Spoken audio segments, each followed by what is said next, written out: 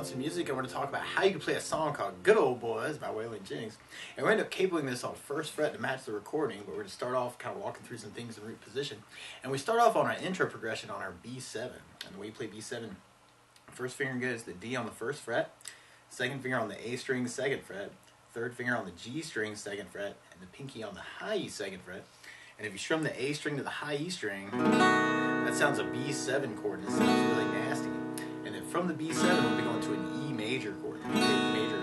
First finger goes the G on the first fret, second finger on the A string, second fret, and third finger on the D string, second fret. And if you strum all those together, that sounds an E major chord, and it sounds really, really happy. Now, strumming-wise, through the tune, actually, we'll talk about a couple different options, but one possibility would be kind of doing an 8 down count, kind of on each chord. B, 2, 3, 4, kind of 1, 2, 3, 4, 5, 6, 7, 8 to fill up 4 beats.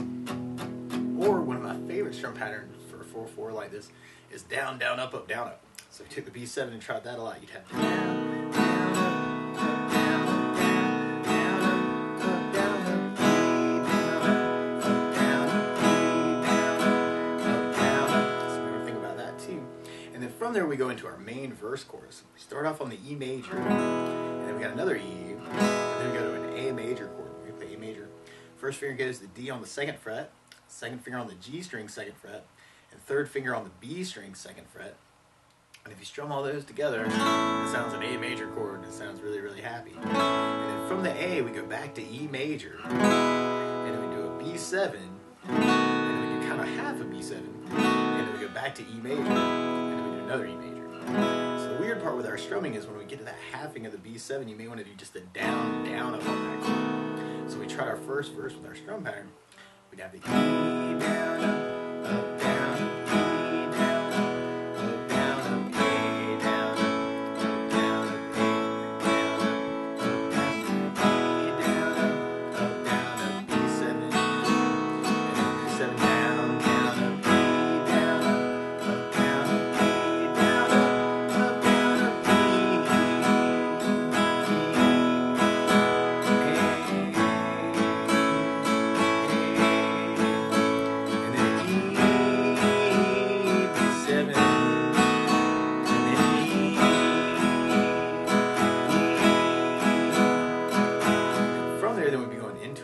part.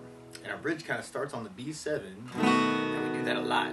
And then we end up kind of going back to our E major at the very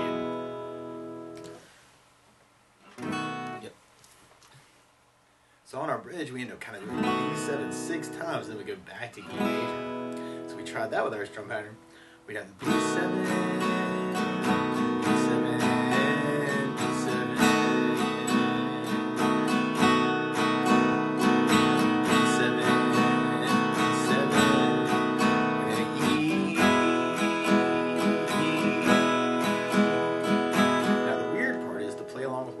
Instead of starting on a B7 chord, he's starting on a C7 chord. So to play along with the recording, what you want to do is take a capo, and if you put the capo on first fret, then now your B7 is really a C7 chord, and your E major is really an F major chord, and the A major is really a B flat major chord. But to take it from the very beginning, you may want to work kind of that down idea, kind of through that intro, or you could kind of work the down, down, up, down. Or something else that I would think about adding to the song, though, is bass notes. And a lot of times on that first down of the down, down, up, down, up, you can throw in a bass note for the chord. So on the B7, you'd have the A for the bass, and on the E, you'd have the low E string for the bass. If you wanted to, you could make it a bass down, up, down, too. And we'd have B7 and A bass, B7 and A bass, E with a low E bass,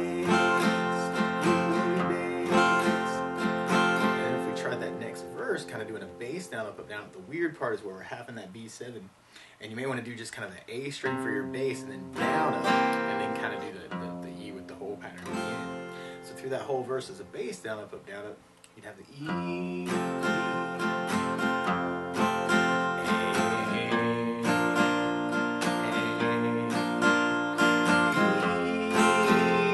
B7.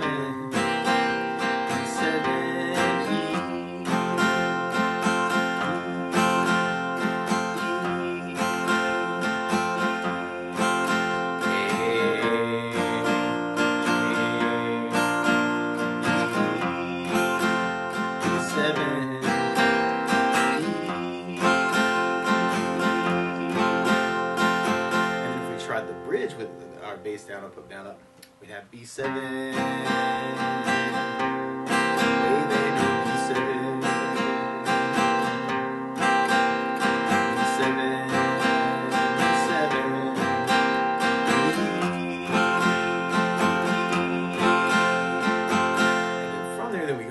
Solo part that's kind of like the second half of our verse, kind of a chorus idea. Now, so another strum pattern, another way to work basses, would be kind of following a country bass line. And actually, a lot of times, what a country bass player will do is kind of play the root of the chord, and on the E, that's that bass note we're kind of throwing in right now. And then you can kind of do a down up, and then play the A string for your second bass, and then do a down up. It's kind of a root down up fifth idea. And the E is kind of your root note, and if you count up 5 notes, E, F, G, A, B, a B note is actually kind of what we would have normally on the E on the second, or on the A string second fret. So you could go low E strings, and then a down up, and then A string down up. That's kind of a strumming idea. Kind of get in that other bass note. So then on the A chord, you have the A string and the E string for your root fifth. And on the B7, you'd have the A string for your root. And you take your second finger and kind of move to the second fret to get an F sharp note out of it. So kind of an A string second fret, or really second fret kind of an idea. So we tried our solo with a country feel. We'd have the E,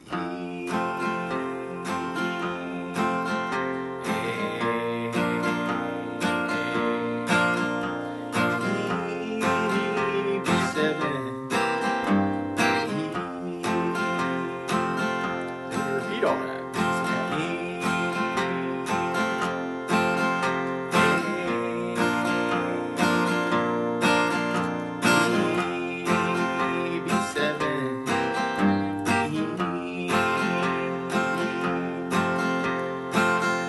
That would be going into our bridge part again. So we tried that with our bridge. We'd have the B7, the A bass, the B bass, B7, B7, B7, B7, and then our E. And then from there, they would be going into our last verse and kind of our outro vamp. And it kind of all follows the same progression of kind of that solo we were doing earlier. Now, there are also some cool little bass walks you could throw in, though, if you kind of dig on this. You could do the E string, for instance, that E right before the A chord. You could do kind of a bass down up, and then play the second on the low E string, and then fourth fret on the low E string, or it would have been second fret and fourth fret. It's really third and fifth. But kind of get an F sharp note, or a G sharp note, or what would have been those notes, to kind of lead into your A chord. And a similar idea on the A chord would be kind of an open A, down up, and then using that 4 on the low E, second on the low E, to lead back to the E chord, which can be very cool. And on the B chord, actually can be kind of cool to use kind of a bass down up on the E, and then the open A, and then first fret on the A, and then walk into your B7 for your bass. So that might be kind of a cool thing, kind of trying to add some bass walks and have kind of an E,